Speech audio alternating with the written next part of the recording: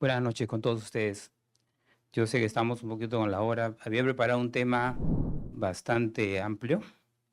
Voy a tratar de resumirlo y también estoy viendo la motivación. La motivación está orientada hacia lo que representa una de las lógicas de los auditores, uno de los grandes problemas y controversias de los auditores, que significa intervenir y participar en las auditorías de casos. Por ejemplo, como anécdota les digo que como los comités de auditoría de casos se forman en los hospitales, llegan momentos contenciosos entre la Fiscalía, entre el Ministerio Público, entre abogados, entre jueces, entre el mismo director, ministerio.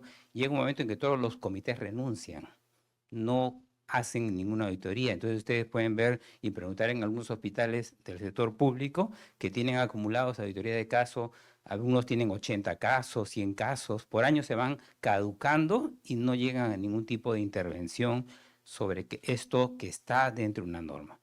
He tenido la oportunidad de poder participar en los temas de la norma, los orígenes de la versión 1, la versión 2, y uno de las grandes controversias y podría decir retrocesos que hemos tenido dentro del tema de auditoría, es que se ha anulado el análisis multicausal, porque la auditoría como metodología clínica, como metodología de especialidad, como metodología que se va profundizando en el día a día, nace dentro del concepto de la evaluación clínica.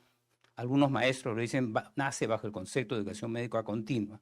Y dentro de esa lógica, nace pensando en que vamos a auditar y auditar como un sinónimo de evaluar el acto médico. Entonces, quiero tratar de remarcar lo que están ustedes discutiendo a través de las dos charlas que he podido escuchar, que está relacionado con el acto médico. El acto médico, entonces, está en una dinámica de cambio, que ustedes lo ven, miren, hay impacto ahorita, ya no tomamos saturación de oxígeno, valorando frecuencia cardíaca y respiratoria, y todos los días dentro de una discusión con mis internos, dicen 92 de saturación, ya hay que ponerlo en alto flujo y todas estas cosas, estamos con COVID, desesperados con el COVID, entonces le digo, espera un ratito, le digo, a ver, préstame tu aparatito, me lo pongo en mi dedo y yo también tengo 92, le digo.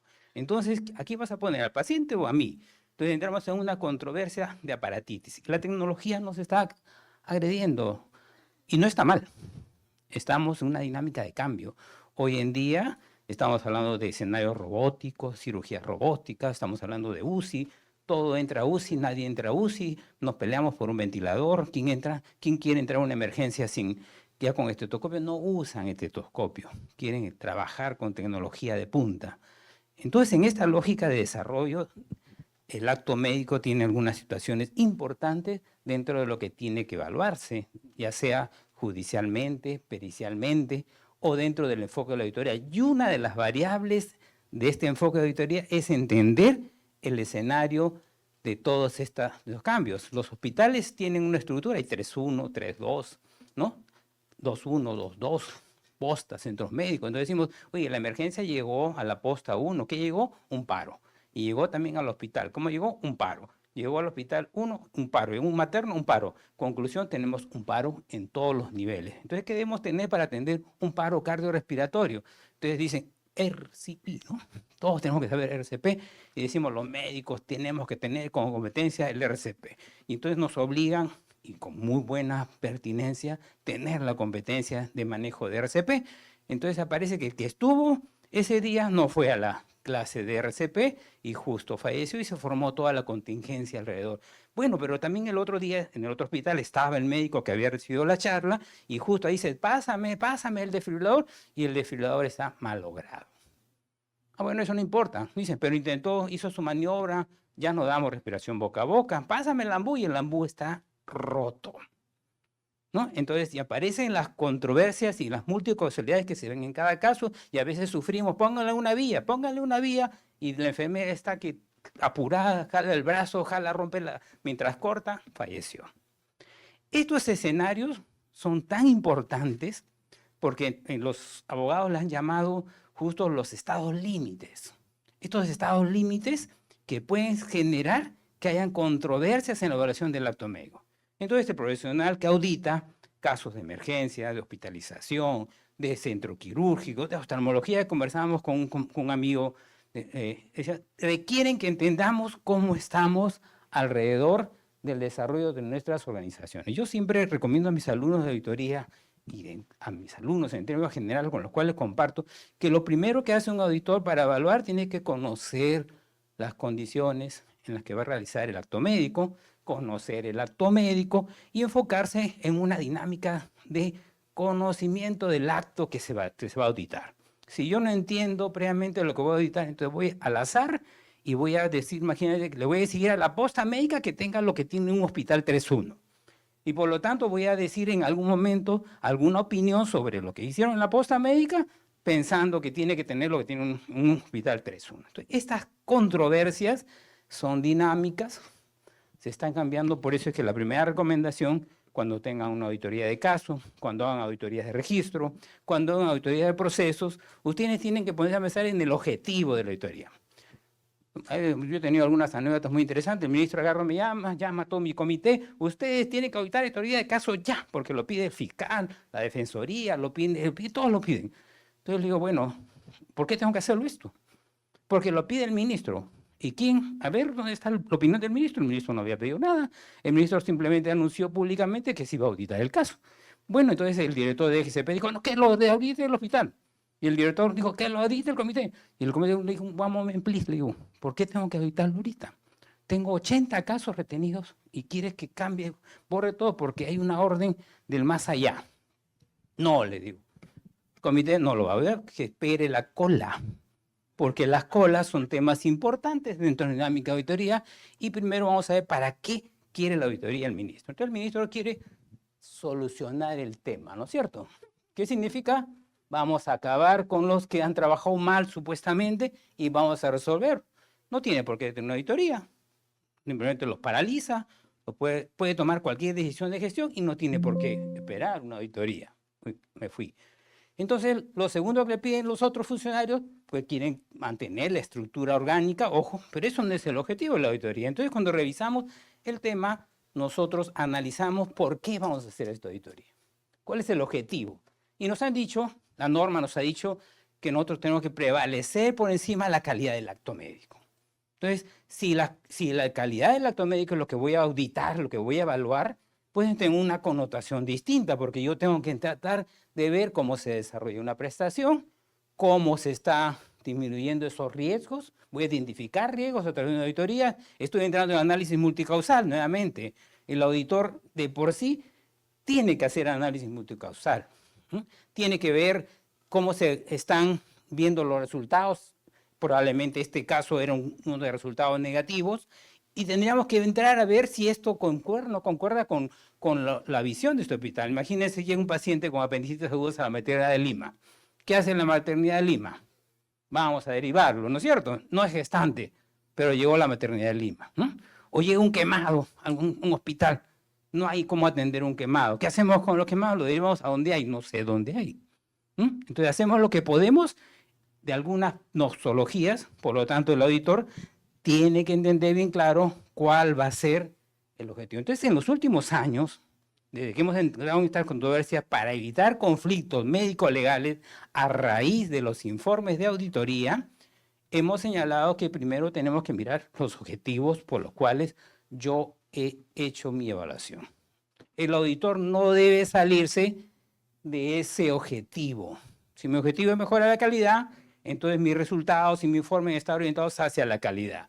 No puede haber un juez que agarre ese informe y diga, porque esto que has hecho con objetivo de la calidad, voy a utilizarlo como prueba para abrirle una denuncia médico-penal. No podría, porque van a faltar evidencias y pruebas que no tienen carácter probatorio en un proceso judicial. Sin embargo, es lo primero que piden. Los fiscales llaman y dicen, ya, ocurrió este hecho, inmediatamente páseme todo, inmediatamente yo quiero la auditoría. ¿Por qué querrá la auditoría un fiscal? Porque está buscando pruebas. Y nosotros, si no sabemos redactar un informe con enfoque de calidad, le voy a dar pruebas. Porque lo primero que hemos aprendido en nuestros informes es a decir, no hizo esto, no cumplió con esto, lo hizo mal, nos sale la parte punitiva. Nos han formado para no hablar en positivo, sino para hablar en negativo. Entonces los auditores fácilmente vamos a decir se incumplió, no se hizo, y lean los informes de auditoría. lean académicamente algunos informes, incluso los míos, y van a ver que probablemente hemos hablado de una manera promoviendo la calidad y con sumillas, con contenidos que no se ajustan a lo que estamos hablando en este objetivo. Sí, doctor. Antonio, sí, doctor. Creo que hemos trabajado alguna vez. Una pregunta, pero en la norma técnica de auditoría no dice que eso sea de caso, es solo de uso interno. ¿Por qué? O sea, si pide un fiscal esa auditoría, no se puede recurrir a la norma y decir, no, ese es de uso interno, ¿no? No es punitivo, también dicen. Correcto. Eso no decía la versión 1. Primero vamos a poner de acuerdo. Si el fiscal me pide un documento que no existe, porque la auditoría tiene su tiempo, si el documento me dice ahorita, me das el informe, te doy 5 días para que me des el informe de auditoría, y no existe, entonces no es un elemento público, no es un documento público. El fiscal no me puede condicionar a que haya una auditoría. La auditoría se debe ejercitar de manera independiente, como dice la norma, en el tiempo establecido de acuerdo a la jerarquía que uno produzca. No hay ninguna institución que deba trabajar para el fiscal, salvo la entidad propia del Ministerio Público. Con sus peritos podría recabar la información y tratar de dar una opinión. Si la auditoría se ha hecho y ya se ha constituido en un documento público, uno podría dar como da la historia clínica. Por ejemplo, estamos 2025, la auditoría se hizo en el año 2020 y probablemente el documento ya ha sido público, ha sido visto en algún momento, se han ejecutado recomendaciones, entonces los documentos ejecutados podrían proporcionarse. Pero ojo, el documento debe ir completo. Y esto es lo primero que debe leer el abogado, el fiscal. Que lo que estamos hablando es un documento orientado hacia la calidad, sin carácter punitivo, como dice la norma, y por eso que en las partes del informe se tiene que aclarar, como primer punto, el objetivo de la auditoría.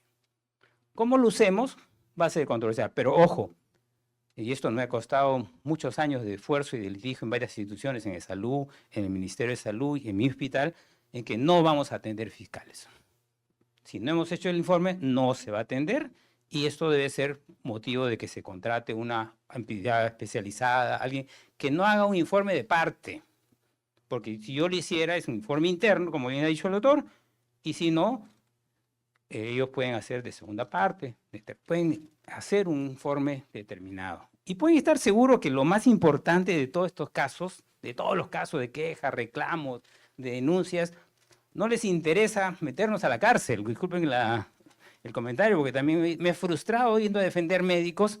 Yo como auditor iba a defender médicos denunciados, porque me parecía que era razonable, ¿no? Y lo último que he perdido en un proceso de peritaje fueron 3 millones de soles para el Estado por un tema de ictericia neonatal, donde no se contemplaron las condiciones en las que se daba la salud en esos años, ¿no?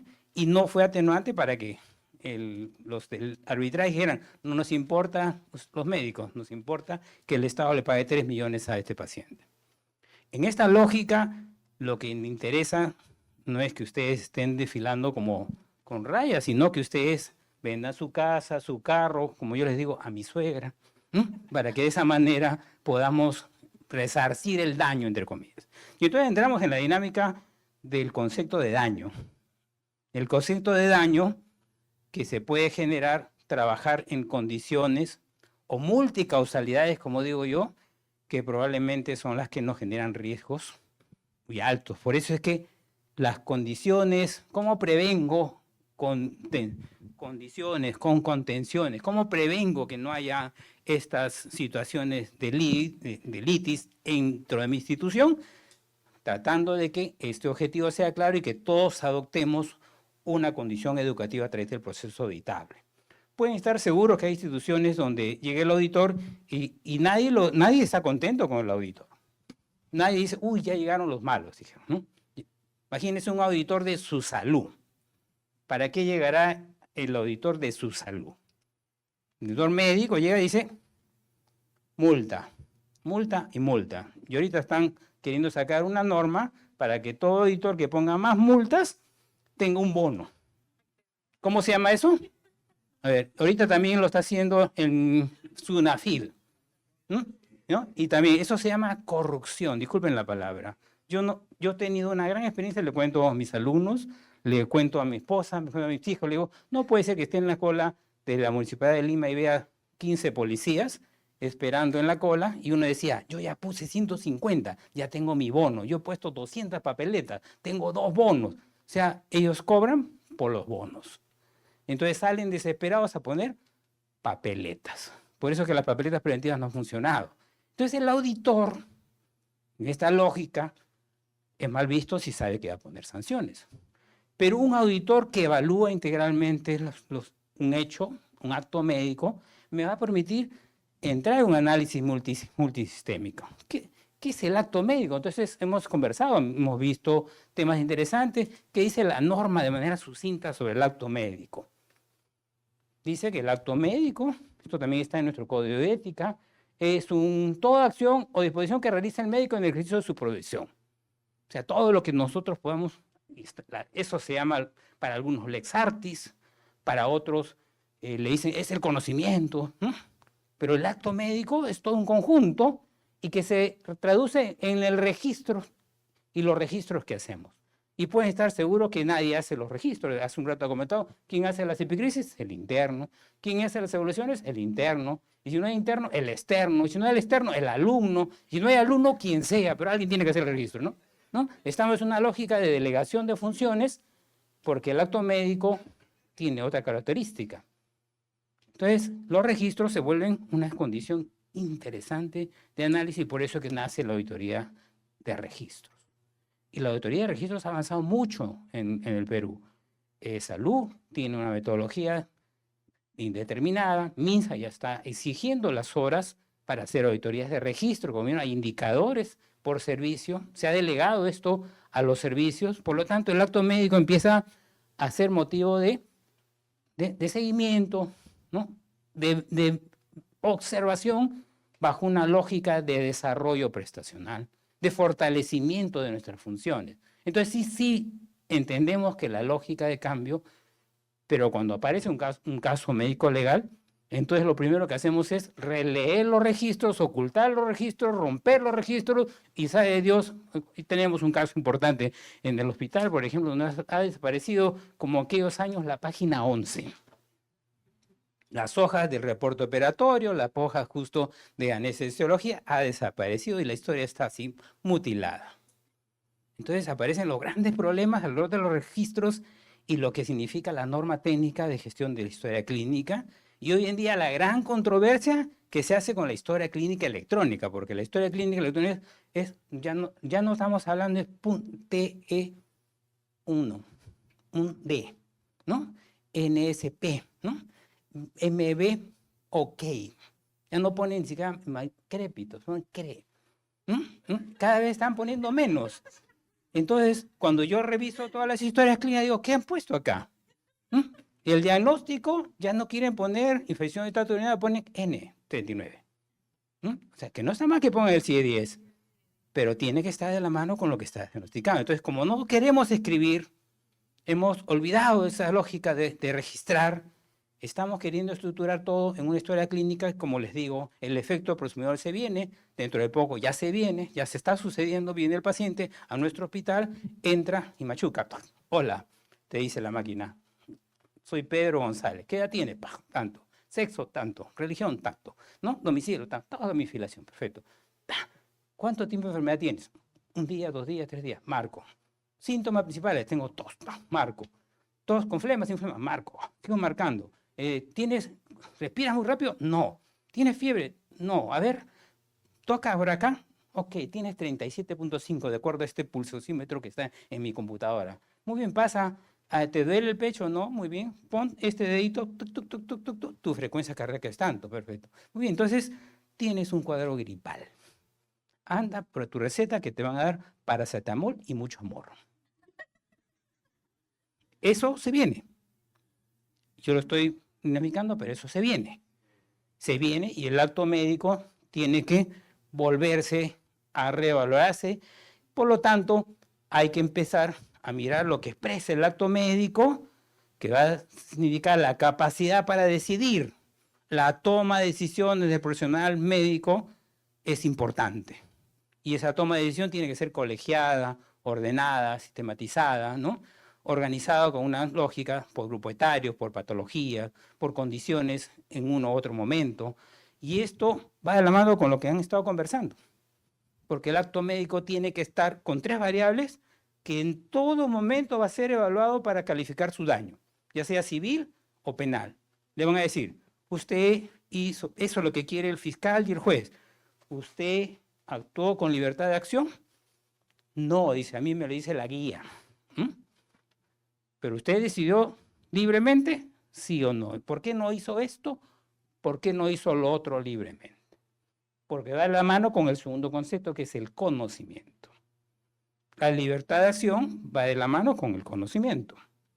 Si yo no tengo estas cosas bien integradas, va a haber el tercero, el tiempo que le van a dar. Entonces, el que analiza el acto médico tiene que pensar en los 3 puntos para decir que ha habido o no ha habido algún tema de imprudencia, de mala praxis, de negligencia.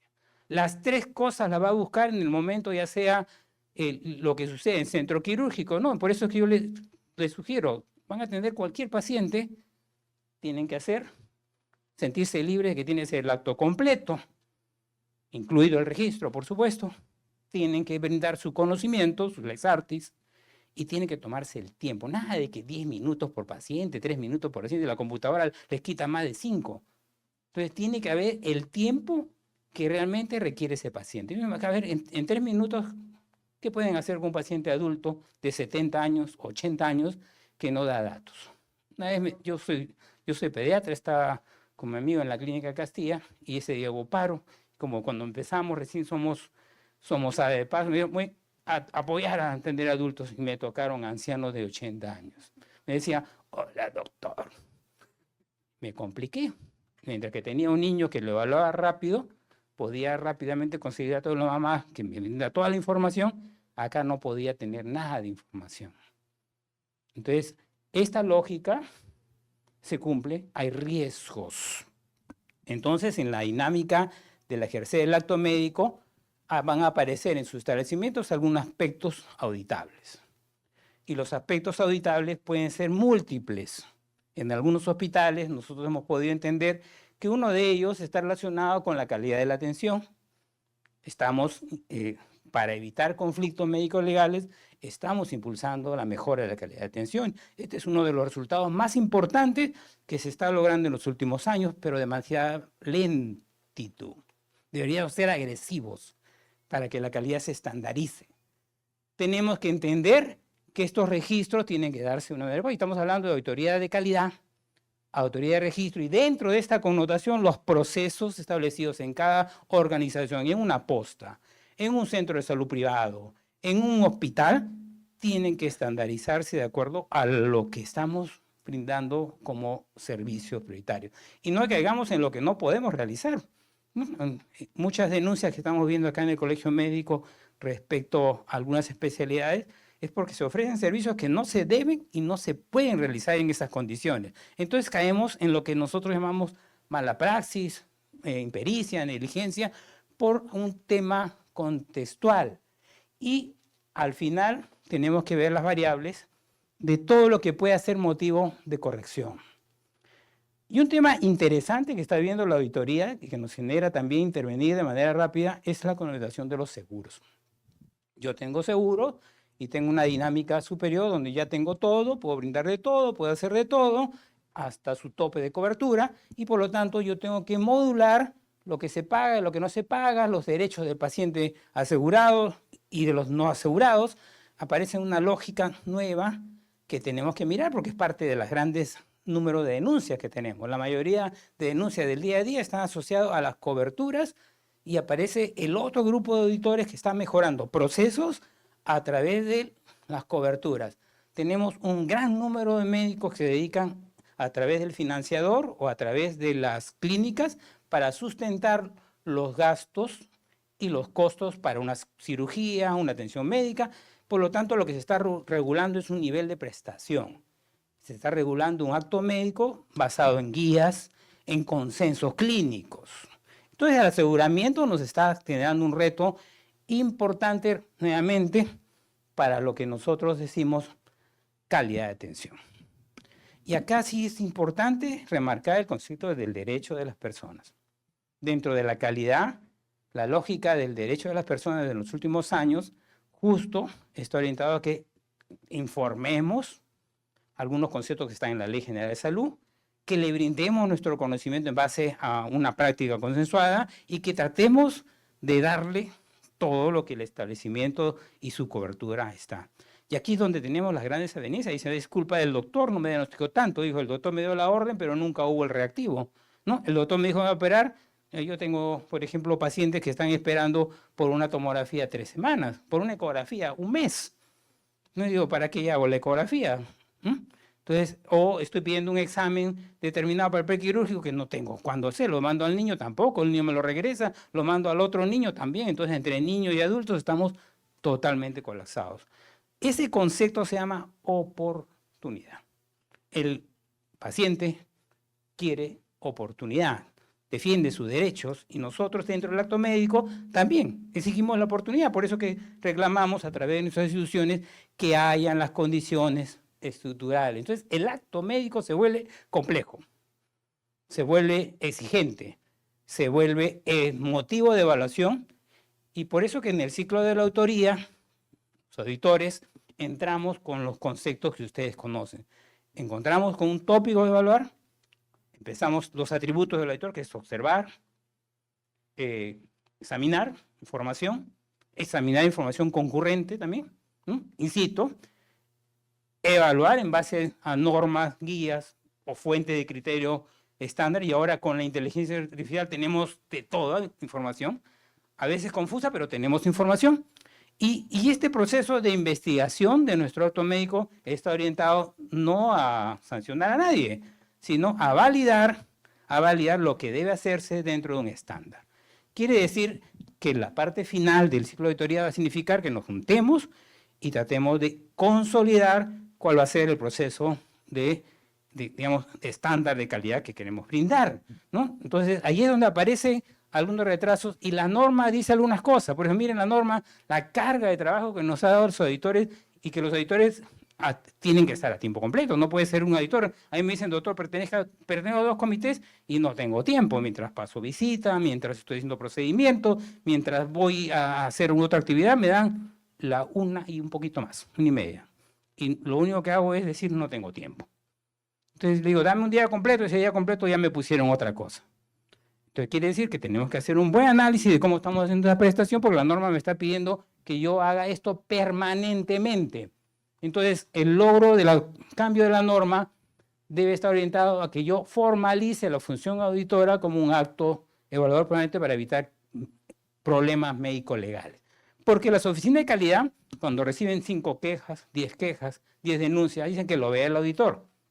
El auditor empieza a tener 10, al otro mes 20, 30, 40, 50, y bueno, no es ágil el proceso de resolución, porque hay un procedimiento que me da la norma. Entonces, estoy saturado. La norma me dice cosas interesantísimas, miren. Vamos a evaluar las muertes. Todas las muertes imprevistas, fortuitas, por complicaciones. Estamos hablando de un hospital con 600, con 1000 camas, Revalete tiene 1500. Imagínense cuántas muertes tendremos que evaluar en Revalete. ¿Cuántas en Cayetano? ¿Cuántas en 2 de Mayo? No llegamos a hacer todo esto. Estancias prolongadas, reintervenciones quirúrgicas, tiempo de espera, operaciones primarias. No llegamos a hacer todo lo que la norma técnica me está diciendo. Entonces yo necesito una unidad estructural que promueva un diagnóstico previo, que promueva la evaluación de actos médicos estándares a través de guías de práctica clínica y otra tendencia que tengo que definir como lógica de mejora de la calidad y entrar en una dinámica de trabajo. Miren, reingresos, eventos adversos, todos los eventos adversos. Miren, ¿creen ustedes que habrán auditado todos los casos de la solución de cloruro de sodio al 9/1000 que tuvo alterada, las muertes que han habido? No se han auditado ni se han identificado todos los casos. ¿No? Deberíamos haber hecho todo un trabajo sostenido. Cuando estuvimos en COVID, en plena campaña nos dijeron, vamos a auditar los casos de COVID. Le digo, si estamos con las justas atendiendo a los pacientes, ¿qué voy a estar auditando? Lo que tenemos que entrar en una auditoría de procesos. Eso hicimos. Revisamos todos los procesos, cambiamos los procesos, simplificamos los procesos para poder intervenir. Y después después que pasó la pandemia, me dijeron, ¿por qué no hicieron eso? Digo, porque estaba con las justas, les digo. Si el primer mensaje de calidad que le dijimos, los médicos estamos preparados para atender y morir. Así que se quedan los que estamos preparados para atender y morir. Todos se fueron. Complicado, ¿no es cierto? Complicado porque es un tema cultural muy profundo de garantía de la calidad cuando se brindó la garantía de la calidad, recién armamos los equipos de acuerdo a un estándar. Entonces, el auditor tiene que, en su objetivo, ver que va a trabajar sobre algunos conceptos técnicos, sobre eficiencia y eficacia relacionada siempre con el acto médico. Y el gran problema que todo esto que parece bonito termina en informes. Y estos informes son los que tienen que requerir un esfuerzo de redacción. Más demora hacer el informe que el proceso en sí de auditar los aspectos. El informe va a terminar un tema de lógica y esta multicausalidad es la que debe terminar con procesos de mejora de manera rápida y es importante el apoyo del titular de gestión. La última vez que pudimos hacer una intervención con el Ministerio de Salud para dengue, pues fuimos con el ejecutivo de la norma técnica, la aplicamos para el dengue y fuimos a los hospitales de Piura, Chiclayo, y empezamos a ir centro por centro para aplicar.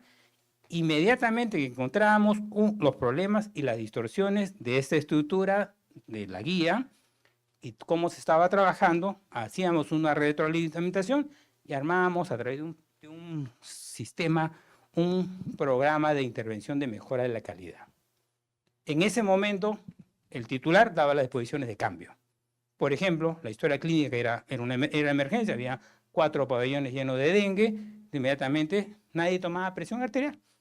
Entonces obligamos a tomar presión arterial y presión media. Eso de por sí evitó la deshidratación de pacientes con dengue y muerte por deshidratación.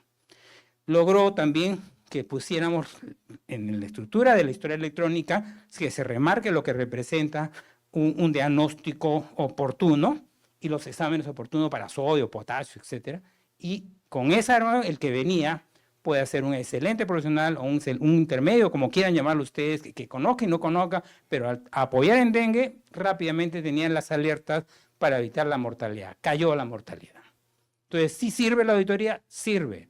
También lo hemos hecho para TB MDR. Hemos logrado meternos en una guía, hemos comparado la lógica de respuesta, hemos dicho la respuesta es prolongada. Yo no puedo demorar tanto tiempo para decirle que usted tiene un XMDR, ¿no? Esa lógica en Cerro del Pino y en otros lugares alrededor donde la casuística es alta requieren de que el titular dé el apoyo. Estos temas de mejora significan conocer toda la estructura y esto no es teoría, tengo que conocer cómo brindo la atención y cómo voy a ingresar y cómo sale mi paciente, porque él se va a quejar, él siempre se va a quejar. Él en estos momentos tiene la lógica que para defender su derecho de salud tiene que quejarse. Entonces por eso que la satisfacción del usuario tiene que ser visto dentro de una dinámica bastante participativa del profesional médico. El profesional médico tiene que tener atributos que no estamos formando, debe aprender a informar, debe aprender a darse el tiempo, debe aprender a darle continuidad. No le damos continuidad, mira que está su receta, ahora ya ni siquiera receta le estamos dando. Vaya a la farmacia y le van a dar sus medicamentos, vaya usted al laboratorio, ahí le van a tomar. Entonces el paciente entra y sale y dice, ¿y ahora? Va y le dice, no está en el sistema, se colgó el sistema, no, venga hace otro día, viene el otro día, tampoco ahí sigue colgado el sistema, porque los servidores son muy antiguos, obsoletos. Entonces el paciente termina una anestesia y ¿qué va a hacer? Se va a quejar. Y cuando se quejó, ya estaba en el sistema. ¿Cuánto pasó? Un tiempo prolongado desde que se emitió una orden para un diagnóstico. Y el médico dice, bueno, yo le di la orden. Entonces tenemos que cambiar nuestra lógica porque esto se viene en cascada. Se van a quejar por partes operativas, se van a quejar desde el que inician y se van a quejar permanentemente. Entonces las auditorías de mejora tienen que tener eso y todos tenemos que entender que lo mejor que va a brindar los informes de auditoría es una dinámica contributiva y permanente de cambios. Yo creo que lo mejor que hemos hecho personalmente en lo que yo he participado en salud y en el mismo Ministerio de Salud ha sido intervenir en procesos de cambios continuos a través del sistema de auditoría. Y eso va a ser un logro, porque eso representa ahorro. Y el auditor necesita información.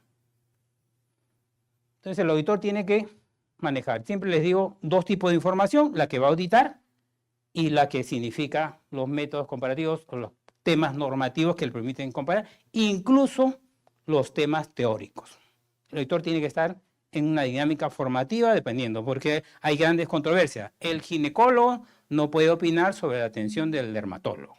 El dermatólogo no puede opinar sobre el cirujano cardiovascular. Entonces tenemos una dinámica. ¿Quién puede opinar? Solamente el cardiólogo con el cardiólogo, el dermatólogo con el dermatólogo. Lógico, si yo voy a opinar sobre el acto médico en sí, sobre la técnica quirúrgica, sobre el nivel de corte o datos exactos, voy a necesitar una opinión. Pero si voy a entrar en el análisis multicausal del acto médico que está diciendo, pues va a salir lo que nosotros ya conocemos. Conocemos que el cirujano de tórax entra a operar en las condiciones que tiene. El oftalmólogo también. Y hacemos procedimientos mayores y menores, y eso significa contar con información. La primera información que esté en riesgo de ser utilizado como documento médico se llama la historia clínica. La historia clínica no refleja lo que brindamos nosotros en la atención. Yo he revisado historias de diversas especialidades, de diversos hospitales, ¿no? Todavía no me canso de revisar historias clínicas, de clínicas privadas, y no refleja la información que el médico realiza en su acto médico. Y por lo tanto, cada vez que yo investigue, cada vez que analice, voy a tener probablemente información controversial respecto a un otro caso. Entonces, cuando el médico quiera defenderse con la información de la historia clínica, va a ser dudosa. Cuando el fiscal quiera acusar a través de la historia clínica, también va a ser dudoso. Entonces vamos a entrar en esos temas de parte y de contraparte. De primera parte, de segunda parte y de dudas. Nuevamente vamos a regresar al concepto de lo que debió haberse hecho en tiempo, con conocimientos y de manera libre. Y la historia clínica debe recoger eso. Bueno, revisen la estadística de registro de emergencia. Cada vez que hago formatos y solamente marco X, se supone que recojo información en mayor cantidad. Pero cuando yo registro, bueno, ustedes saben cómo registran, todos tenemos problemas de registros, yo también, y por lo tanto es difícil que esto sea el único elemento de información válida para la defensa o para la denuncia del médico. Y eso está pasando incluso acá en el Colegio Médico cuando estamos viendo los temas contenciosos y aparece el paciente con su historia clínica demandando a los médicos y los médicos dicen, bueno, ahí no se dice todo lo que yo le informé y todo lo que yo hice por este paciente. Entonces aparecen los temas controversiales de la información. Y la información tiene que validarse porque el auditor tiene que validar. Entonces por eso que en estos procesos yo trato de hacer lo que me dice la norma, por lo menos, a través de los registros, a través de los procesos que están establecidos, y empiezo a contrastar en la dinámica de trabajo que yo debo como auditor conocer para evitar conflictos médico-legales. Y alguien me diría, doctor, pero entonces, ¿cómo aparecen estos conflictos médico-legales? Pueden estar seguros que dice, no solamente es el paciente el que denuncia. Ese es un grupo. El otro grupo es el personal de salud contra el médico. Y el otro es aquellos agentes que están observando, que ya tienen una lógica de visión, de denuncia, pueden ser periodistas, que pueden ser los mismos médicos que están denunciando entre médicos. O sea, esto es un tema que se ha judicializado, se ha soltado en el mercado y piensan que somos objeto de denuncia. Entonces, la historia clínica, la mejor recomendación como evidencia del acto, debe ser recoger la información más importante, la que valide el acto que estamos realizando de manera ejecutiva. Entonces la historia clínica es un gran reto y pueden estar seguros que también debe recoger la continuidad de la atención. Dicho sea de paso, la historia clínica electrónica todavía no entra en esto. solamente quiere data, quiere recabar información. Y esto de la continuidad no es de ahora. La continuidad de atención viene desde los años 1900, donde nosotros entendemos que tiene que haber un seguimiento clínico, el posoperado, ¿no? En las complicaciones posoperatorias tardías, ¿no? Y todo lo que a veces le decimos en el consentimiento informado. En el consentimiento informado, señor, usted va a tener esto, va a tener esto, va a tener el otro. No, esto lo acepta, firma. Y después tengo que agarrar y decirle cómo va, qué puede presentar, qué no puede presentar para evitar esos tipos de controversia. En un trabajo que hemos hecho, más o menos de 80, 90 casos de auditoría de casos de un hospital, organizamos la auditoría con objetivo de calidad y de riesgos probables de denuncia, y encontramos que un gran porcentaje tenían problemas de información a los usuarios. Otro gran porcentaje está relacionado con la inoportunidad de la atención. Y esto lo pongo en rojo porque está de la mano con lo que significa yo te demando por esto. Tú me dices que tengo algo, pero me lo dices cuando ya estoy en fase terminal. O tú me dices que tengo algo y no tengo algo. O me has pedido cosas que no tengo. Y no me has informado. No me informas. Me das papeles, formatos y no me informas lo que tengo. Estas dos conceptos representaban más del 60% de las quejas y reclamos de este hospital. Después están alrededor los conceptos de la falta de continuidad. No lo veo ahorita, no lo vuelvo a ver nunca más. La falta de atención integral multidisciplinar requiere ser una opinión de otro, no tienen opción. Imagínense, como les digo, en unos hospitales, una ecografía tiene más de 30 días. Una opinión del cardiólogo, más de 45 días. El neurólogo, pediatra, más de 120 días. Entonces, conclusión, no va a haber opinión y trabajo multidisciplinario. Entonces, todo esto significa que yo tengo que entender el trabajo, voy a pasar un poquito esto, hacer uso de herramientas de gestión, de calidad, para entender que este trabajo no es tan sencillo, que requiere algunos temas importantes que debemos tomar como consideración. ¿Qué sugiero humildemente? Y lo poco que he revisado de algunos otros colegas que trabajan en registros, en procesos, en costos y en gestión, haciendo auditoría, incluso en auditorías médicos legales, hay algunas recomendaciones que pueden evitar muchos problemas. Primero, entendamos el acto médico, nuevamente. Entendamos el acto médico. Y entendamos que cuando yo revise el acto médico, no es posible asegurar al paciente los resultados. Ojo. Lo que sí yo puedo asegurar al paciente es la calidad de este proceso de atención.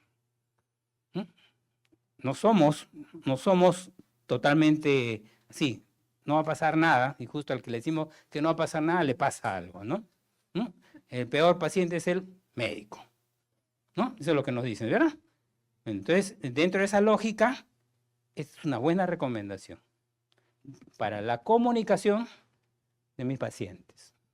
Entender que la auditoría va a girar y puede ser motivo de que yo pueda hacer aspectos educativos, que sería lo importante que estamos logrando en los últimos años, que puede entrar en definir aspectos técnicos evaluativos para fortalecer los servicios, que tengo que manejar la investigación, como escuchábamos hace un rato, para que sea una herramienta de investigación con evidencias a través de registros sólidos, consensuados, a tratar de incumplir con las normas, porque es lo primero que nos pone, no cumples con una cosa, no cumples con la otra cosa, a evitar aspectos médicos legales. Las auditorías de casos deben disminuir. ¿Cómo disminuye esta auditoría de casos? Con un proceso cultural de formación continua dentro de los servicios, con una lógica a querer hacer las cosas de acuerdo a cómo está definida y no en base a ensayos que no están totalmente comprobados, a tratar de ser éticos. Vuelvo a decirles, por encima de todo hay que ser éticos, ¿no? Y esto es un tema que no lo entendemos hasta ahora. Algunos profesionales, nuestros profesionales jóvenes, tienen que ingresar en el concepto de la ética. No, nos han enseñado y no le hemos hecho caso a la ética en la universidad hasta cuando estamos al frente del certificado médico. Por si acaso, les digo, ha salido una denuncia en Panorama sobre el certificado médico. En mi hospital había toda una banda de comercio de certificados médicos alrededor de un doctor conocido que llegó a ser director de hospital. Entonces decía, oye, ¿cómo fue esto? Pero así sucede. Y pudo haber sido viceministro. Dice, pero y en las páginas ocultas todos saben que era el rey de la venta de certificados médicos.